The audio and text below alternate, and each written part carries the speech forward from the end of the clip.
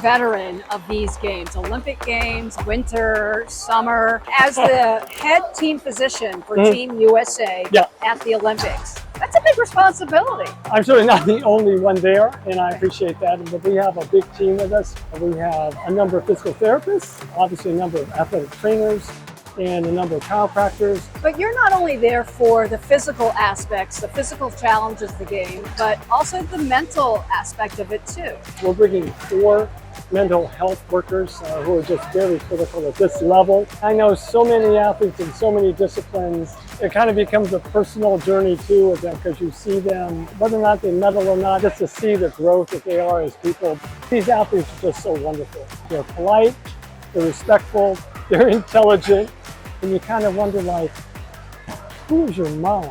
Okay, I mean, and they're just all like that. They're all just so super great, and it's just a pleasure to be around. But it's also a tremendous responsibility. I mean, I know you have a whole staff of doctors, therapists, and so forth, but you as the head team physician for Team USA, that's kind of daunting. We have a bunch of doctors who characteristically have a huge ego.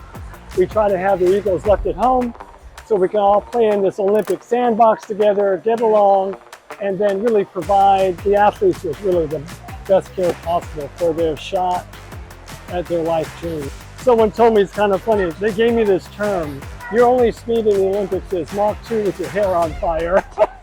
Everything that we do there, we're doing for the athletes, and that's what it should be, and that's what makes it really fun. You just leave everything behind. This is all for these athletes. And honestly, I am so grateful to just really have the opportunity to do that. Well, good luck.